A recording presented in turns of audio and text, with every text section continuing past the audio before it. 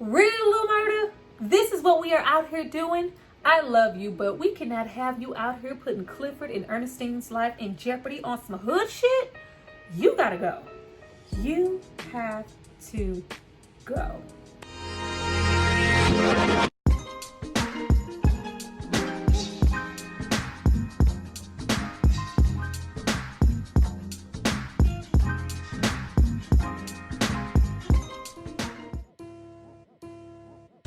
Hi you guys, welcome back to my channel. It's Tyra here with another struggle review, here to discuss P-Valley Season 2 Episode 8, The Death Drop.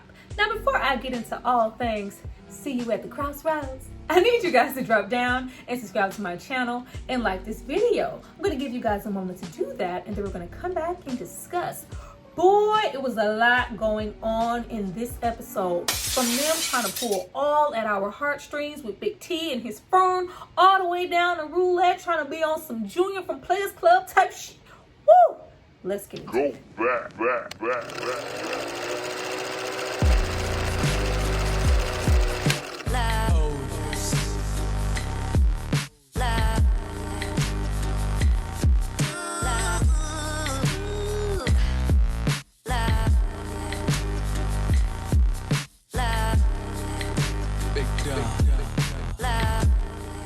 Now that you guys have hopefully subscribed to see more of me, let's get into this episode. Now we start off with the Mercedes experience just not experiencing. She still cannot get up there on that pole like she used to because of that 7 pounds of pressure still being on her shoulder. Her shooting Montavious throughout this episode is still very much affecting her, not only mentally but physically. She can't climb that pole like she normally does. And immediately we get into our first call of many in this episode for Clifford to step up and do something. What are you going to do about this? Do something, Clifford. Now Clifford is doing something, all right. He is cutting hair, making sure little Murda looks sharp. I was like, ooh, look at that. Clifford is the jack of all trades. I love how now we want to have the after effects of the sex conversation, which I knew was going to happen. I had you guys in the comments, which I always read, oh, it wasn't just sex, it was love, it was making love. But we still have to deal with the aftermath of, who were you with? Well, I was protected, in the whole conversation of, well, this was olive branch booty, like absolutely hilarious. I love that we start off with Clifford yet again reiterating, this is not an escape moment. I will never be your little secret. That shit is never happening. And he wants to know stuff now. I was like, no. We tried to tell you stuff last episode, all shaken and broken. And in the moment, in the heat of passing, shh, no. Whenever you're ready. Not right now, when you're ready to talk about it. Oh, now you want, what's going on with you? You real secretive. You cannot have it both ways. But I think we see more than anything throughout this episode, Lil Murda has no intentions of coming out of anybody's box, closet, free-flowing with Clifford. That shit is not happening. But what we do know for sure is, like Lamarcus said, whatever I did and who I did it with, I was always protected. Where have you been? Who have you been with? Now, as we know, Clifford has not been outside like that. He's stingy with his cootie cat too. But he did have that little moment with that little Murda lookalike at the skating ring party. What's going on with that? We also have our first moment of Clifford repeatedly calling the hospital, trying to check in on Ernestine. Little rude ass. No news is good news. Quit calling here. You've been bugging us. Like, you really see that Clifford really needs Ernestine throughout this episode. And clearly, via this episode, they're going to leave it lingering to the last minute of whether or not Ernestine is going to pull through. Why would y'all do us like that? Now we also have Maine return in this episode, early release courtesy of COVID, looking like the sexy chocolate bar that he is, and his whole vernacular is a sight for sore eyes after we've had to witness repeated weak-ass strokes from Coach too goddamn often in the show. Looking absolutely good. Right away, like, I noticed the little yellow bandana around his neck. I was like, oh, hell, you with Pico and them, you with them in that whole gang situation. But he just absolutely looks good. And, telling Mercedes, I love when you make things move around. Let me know. Let me pick up this couch and move it real quick. But I really hate what the show does with his character. We see him come in and now he's here, he's gone, like he's not, a staple. But I'm like, is he going to be used for a purpose this season? It's already pretty much the end of the season. He's just popping up. Don't have him just pop up to be eye candy. Speaking of that, we have, Mercedes try to move things around, show up and show out for his little get out ass party. And we actually have her confide in him at the end of the episode about that 7 pounds of pressure, shooting somebody, how that's made her feel, how it's affected her, how she's been living, moving forward. And he, kind of goes for, maybe I can change your life. Maybe I can give you that thing yang, not the thing yang, the bang yang. Oh, like, I was like, damn. I'm so proud of Mercedes for turning over this new leaf, getting all into motherhood. It's just like, no, let me close my legs. I'm not looking for that. I'm looking for more. I was like, damn, I'm so happy for your growth. But could we not be looking for something right now with this particular man? We have yet to see some real, like, on the show. Just, damn, I'm trying to see some real quick. But, we proud of you, Sadie. But I definitely hope that Maine plays a greater role than just popping in and popping out. Is he going to be a part of this retaliation? We don't know, but we have a whole lot to look forward to. Now, child, let's get into Keyshawn, because I was like, say what now? When we have Haley say, last episode, there are other ways I can help you, call me. I just knew that there was going to be something else besides Haley presenting the same exact scenario that she did to get away with her daughter. Keyshawn is in no way built to do what Haley did. I was like, oh, I thought we was gonna whoop ass. Like, I thought we were about to whoop ass. I thought we were about to call the police.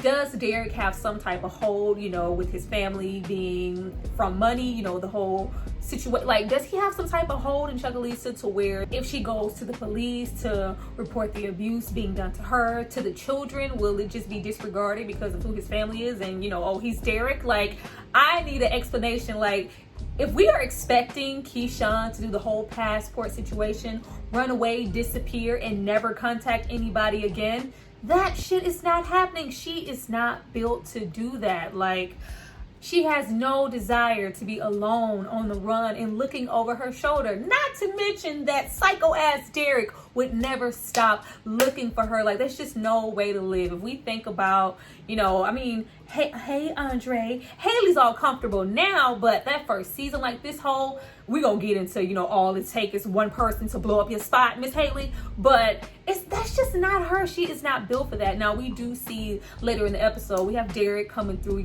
crazy Derek, coming with the shoes. Like, no, that has all worn off. We are not those two kids in the diner anymore. This is not my Cinderella fairy tale. The glass slipper no longer fits. I am unhappy, and it's nothing you can do to make me happy again. And we do see that window of opportunity of, baby, just tell me what to do. You want to work at the Pink again, next to Diamond? And you just kind of see a light bulb go off in Keyshawn's head. Like, yeah, I could do that. Like, really? Are we really going to pretend that she is going to follow through with this plan? I would be dead ass shocked if we're supposed to follow through with her being the headliner of the grand opening of the goddamn Pink, taking that money and just disappearing and running off with her kids. I don't see it happening. Now, we also get into Andre making the rookie mistake of not thinking that lies will come back to bite him in his campaign. Like, you already know that's the first thing the opponents do. Like, they're going to go and dig up dirt to try to slander your name. And that's exactly what happened. And we find out not only is Andre's dad alive and well, but he's a murderer and he has been in prison this whole time. So the whole thing about, oh, I didn't come up with my dad, he's dead, and that's all been a lie, which makes him look like a goddamn liar. It is not looking good. But I just hate what they do with Patrice. Like, don't be trying to make me like Patrice. I don't like Patrice, but Patrice is funny as fuck. We have that same slander going on with Patrice. It's just like, yes, I was outside, backsliding. Hallelujah. I was a hoe. Yes, God. But now I'm saved. I'm delivered. And I'm here for you. Like, do you see the options that y'all laid out? I ain't have no choice but to go out there and shake a little ass for a little cash. That's what I had to do because my options were so limited as, you know, a person living black and Chocolisa. But now I'm running for mayor for you. Put your hands up. Like, Patrice just absolutely cracks me up. Like, she is going to flip-flop and turn everything into a positive moment. Oh, yeah, what you thought this was doing? Yeah, I was a hoe, and what? Tell me something I don't know. Now I walk and I hold for Jesus. Now what? Unlike Andre, who constantly needs a pacifier, an ego boost. Like, sir, if people have to continue to lift you up this much for you to do the running for mayor that you need to do and have a hard exterior, baby, you ain't gonna make it. And this is just not the position for you. We even have Corbin, like, what the hell? Like, how could you leave something like this out? We even have him talk to his brother later. They get into, you know, shoulda, coulda, wouldas with their dad, the whole little dick slinging contest. But it's just like, what do you expect me to do? We are all running. I'm trying to get in the race. You better do something else because Patrice gonna take it and flip it every time. Child, and then we get into Haley ready to die on a hill for that $10 million. She is not letting up. I love how she went in the hair salon. It's like, oh, aren't you in the wrong place? Shanae, look, girl, don't bring Shanae showing up hair salon up into this. She is there to meet with the wife of the little dead senator. It was just like, yeah, girl, it's $5 million and nothing. Like, when the senator goes, you know, hey, I prefer to let my hair be gray. I don't try to cover it up, or like, I just want to, like, you know, you don't have to do that. I think she knows something. Like, Haley is, you know, talking a whole lot of big talk and walking the walk for her to be hiding who she truly is and the deeds that she have done. Girl, you are not Lakeisha Jackson. You cannot be running around here acting like this. The way that, oh, girl, y'all always talk about reparations. Girl, shut up with them fucking cans in your hair. Like, she knows something. And it's just like, it's not only about this $5 million offer. You're biting off more than you can chew. I feel like she might actually know who Haley really is. All it takes is one person to completely blow up her spot. But she is so dedicated to getting that 10 mil. I feel like she might be getting in her own way. I just don't know. I don't feel right about it. I think Lakeisha might be in trouble. This is not the same as you hiding your identity from the girls who work at the Pink or even Clifford. These are higher ups with connections and money enough to check your background and figure out who you really are. Take the money. Now, of course, Lil Murda did not want to share with Clifford just why he was getting casket sharp, because he was getting casket sharp to go view Big T in his actual casket. Oh, we get into a conversation between Waldy and Lil Murda, and it's just pretty much like, oh, yeah, you did a good job. Yeah, nigga, I know you killed Rome. Why? Once again, we know that he's about that life. No, hey, you surrounded by all this death. It don't have nothing to do with that. Some people just have to go, and it was that nigga's turn. Niggas die every day, B. Like, wasn't nobody gonna miss Rome? Like, he was this, he was that. Like, scum of the earth. He needed to go. I just swept him off a little bit sooner. But we do have Lil Murda just, he is so indecisive about who he is this episode. And we see this episode that it runs deep. It goes way beyond him being conflicted about, you know, being out with his sexual preferences. Like, he's just conflicted just as a person in general. We have him say out of his mouth right before he goes to do what he does at the end of the episode, you can't play God. You don't get to make those calls. What about this? What about that? Like, it's not right. Oh, really? I love, once again, we have him like, yeah, he had a tape. Yeah, what tape, man? I don't know. The tape, nigga. You know what we talking about. You know the scenario we were talking about. He told Keyshawn, stop acting like you're unaware. And of course, Lil Murda asked the $1 million question. Okay, he's dead, but what if he released the tape already? Yeah, then I'm gonna deal with it. How you gonna deal with it, Olivia Pope? You just gonna be taking people out? That's what you're doing?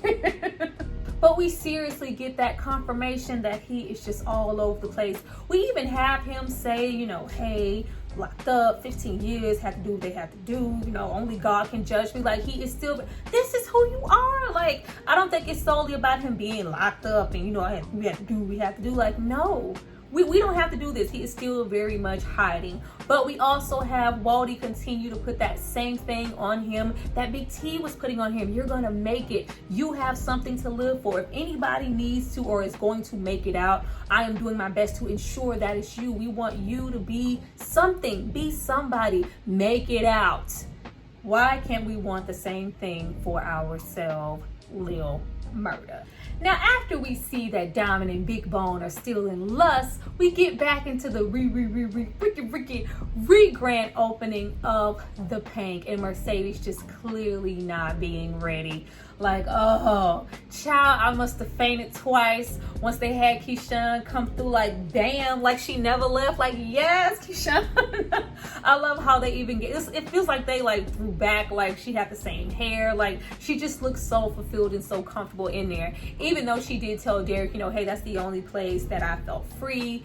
And it's, you know, seen as maybe an opportunity for freedom. It truly is that place for. I absolutely love the fact that Clifford and Mercedes continue to stick together, have each other's back, support him. She ain't ready yet. She ain't ready to come to the stage yet. And it's just like, no, we have to be prepared. Haley gets on my nerves, but she is very much so prepared. And from this struggle dance, baby, we can see that you are not ready. So we're trying to bring in Keyshawn. Not only is she trying to bring in Keyshawn for those purposes, but just, you know, the whole side plot of that being her escape. Like, that is very, very smart of Haley. And I just love that everybody's just so shocked. Like, especially Cliff, like, I'd be damn. I said this heifer what never coming back up in here. Child, Diamond must have seen his whole life flash like, oh Lord, it's Keyshawn. What I'm gonna do? Big Bone, get off of me. But I had a lot of respect for Mercedes in that moment, because even though everybody is clearly shocked and angry, it's more so like, I completely understand. Now, of course, we have been here for Mercedes' last dance. So it's just like, if you are here, that means things aren't going so well and this is your last resort, and I can respect you for that. There's your station. Like, I absolutely love it. Even getting into their dancing styles, even though we clearly see that Mercedes is struggling, I love how it's just two different approaches to stripping and dancing. You have, of course, Mercedes. She's very technical, very hard, very, I'm about to hit y'all with this And then you have Keyshawn that is just not so technical. She just strips and it just flows through her like water. It's very, very elegant. You know, absolutely love the styles. But it just comes to the conclusion that, honey boo boo, you are not ready. We've had Clifford be even so fucking mad. Like, I am just done. I feel like I'm losing grip on my life. Ernestine is not here. Things are just bad. I would take the jukebox, but bitch, it won't fit into the back of my car. Like, I am getting out of here. It's just almost like he is giving up. And we have Beulah. Beulah appears and goes, you know, hey, first of all, ain't no crying at the Pank. You know, go on and cry some. But remember, you have to get revenge also. You can cry now, get your revenge later. I was like, all right, that's another call for Clifford to do something. What does Clifford have up his sleeve? He always has something. Now, Mercedes' audition is cut short anyway because she gets a gummy bear phone call from Terica. Why come? Because Shell found out. We ain't have 5 minutes of glory in that new bedroom, child. We ain't get to paint the bedroom. We ain't get to paint no nails because what did I say? Shell was going to wake up and close that liquor cabinet eventually and pop up. And of course, now she knows about the abortion and she's being just as judgmental as we thought she would. But we also see that Mercedes is trying to stand her ground and stick up for not only herself, but for Terica at the same time. And just go, you know, hey, that's all nice, but look at you. Look at where you are. You're still drunk now as we are speaking. And they exchange, you know, the exchanges that they normally have, but we have Terica decide, you know what, hey, I'm going home. I'm going to take my mom home. And you can kind of tell that it was a little shot in the side once again for Mercedes, but it's like, yeah, if you really, you know, want some stuff set in stone and really want things to change, you have to go to court. You have to do your due diligence. Of course, like Shell said, you know, hey, this is this one moment out of 14 years, though that's not, you know, that's just not the case, but it's like, yeah, she is 14. Shell has been, you know, that form of a mother figure for her for majority of her life. So it would have been, you know, just kind of blasé for her to feel like, you know, hey, you're just going to move in and just completely forget about Shell and we're going to move on. No, you have to, you know, deal with things in real time, in real life, and really figure out where you're going to fit into her life. Are you going to go to court? Is she going to, you know, go back and forth? Are you going to get weekends? Like, exactly how is this going to pan out? She is 14, but she is not grown to just say, I'm staying here and there's nothing Shell can do about it. Terica goes home. Now, speaking of Keyshawn stepping through the paint like the celebrity that she is, we get into Roulette and Whisper. Now, once this episode started, I was like, where the hell is Roulette and Whisper? Are we just gonna dump their storyline? Like, where are they within the show? Oh, child, they say, girl, shut up. I said, okay. We have them, gushing over Keyshawn and what she's been able to accomplish and but Mercedes is considered, the geriatric old stripper at 30. Like, girl, 30 is not old. Shut up.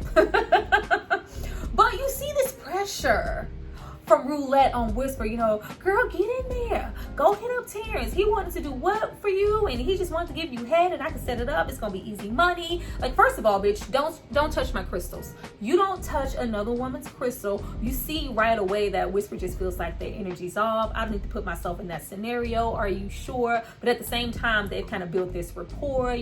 They bump coke together. We're friends.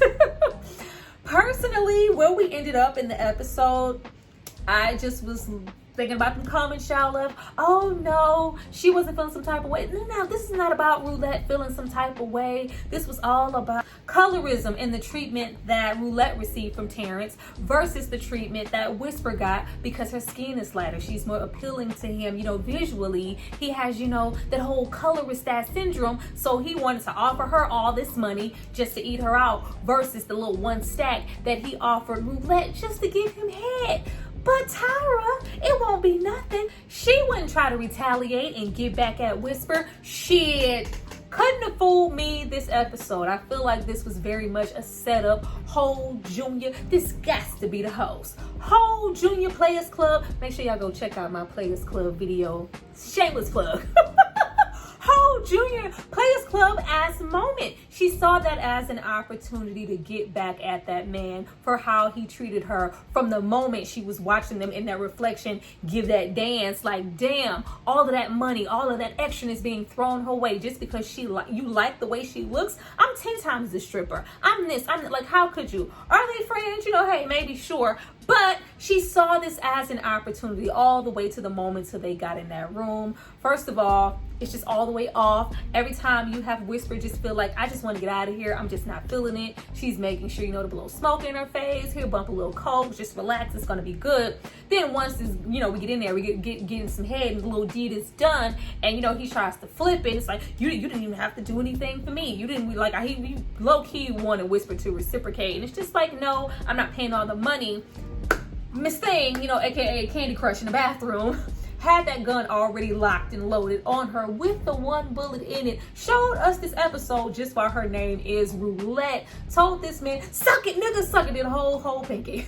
Whole Clifton Powell, suck it, nigga, suck the gun. Like, I want you to feel just as degraded as I did. Who has the dick sucking lips now? Like, she took that as an opportunity to, I think from jump, I feel like this was her whole plan. He didn't have to lash out at Whisper, try to choke her, try to demean her. You don't know how to moan. No, nigga, shut up and give the money.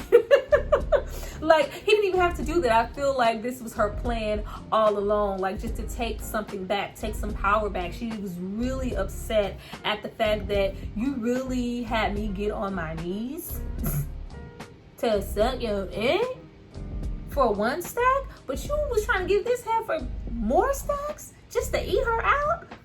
Really? You that color struck? I looked at my dick sucking lips weren't worth more. And even that, you even have him enter the hotel room and it's just like, yeah, if y'all trying to have a 1-2 situation, like, first of all, I'm not a two, like, you trying to just throw me in as a 2-for-1. No, I'm here and they're trying to, shape it as, oh, I'm just here just in case some shit pops off, just so I can protect Whisper. Yeah, maybe, but you saw that as an opportunity. She had already felt some type of way and took that moment to just rip him of every shred of dignity that she felt like he ripped from her first. Even goes out of her way to not only steal this man's clothes, the money, the car. I was like, oh Lord.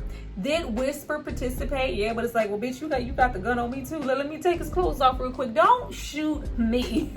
But you see that she is completely unhinged and crazy. And I'm sure the repercussions of this entire situation will probably hit Whisper before they ever hit her. We will get into some aftermath.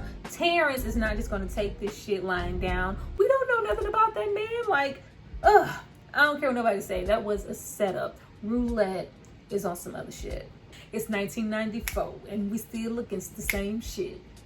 I never understood why I could never see a man cry till I see a man die. Hey, they came outside for Big T's funeral with the Scarface. I seen a man die. I was like, oh, good choice. Let me put that in my notes. Good choice. The theme of the song matches the tempo of the funeral perfectly. Like, oh, Lil Murda had me about to be emotional. He was so freaking sad, as was to be expected, but the acting was so superb in the scene. Them, going to pay their respects, them laying the chains across the whole chains and the casket across the body was giving me, I'm gonna get you, sucker. Like, how you go to the bathroom with all that shit on? Junior, how he go to the bathroom with all that shit on? But in all seriousness, like, the scene was so great. Like, everybody, all the really miss my nigga. White people, you can sing it too. Just change that into a W. Sing it. Everybody, all the gang showed up and showed out for Big T. He was laid to rest. Like, I was like, damn, he's really gone. As if we didn't see it happen, but you just see how broken Lil Murda is. He has yet to, share anything with Clifford, and it's just, he feels like he's alone. And to add insult to injury and everybody just grieving, you have old Pico and them popping up on the scene on social media acting like he did the deed. Lil Murda has not told anybody what happened. He doesn't really want, to tie in himself with Big T's murder so anybody could act like they made that happen and it was, some gang on gang violence type of shit. And it's just like, no, I know for a fact that's not what happened. I was there when he shot himself in the head. And then we have this pressure from, everybody around him, oh, we just gonna let that ride. We have to show him what's what. Now, I could not have been the only one looking sideways, once they pushed Big T into the back of the hearse and, they got the video like, hey, Lil Murda, come look at this. I was like, oh, Lord, the sex tape hit the street. Now, whoa, they got to shoot everybody. I was like, oh, no, it's not that. It's Pico on the other end looking for clout, chasing, like, they have made it very, very clear that Pico is not about that life since the very first season. This is clout for him. He has been jealous of you for a minute and you are willing to risk it all to have something to show and prove. Just like, oh, it was just such a bad look. After just doting over Lil Murda last episode in the energy that he tends to give when he is his most genuine best self, to see this other side of him and him just dive into this, it was just so unnecessary. Like, it's a billion other niggas who can go and, do the gang retaliation. Let me show you what's what. You don't have to be that person, but he feels, very tied to this, very linked. He takes it very personal. This is not some random shooting. Of course, he's admitting like, oh yeah, I shot Big T. I did the deed, gang, come outside. Nigga, like, no.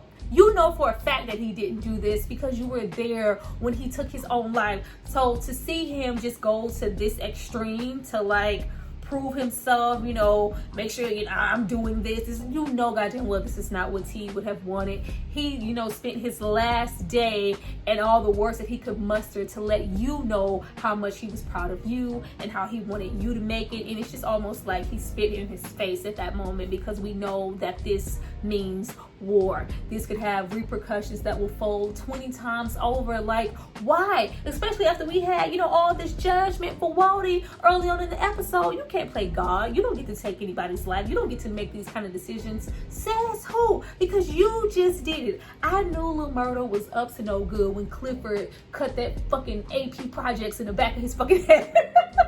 Very set it off looking ass. I was like, oh Lord.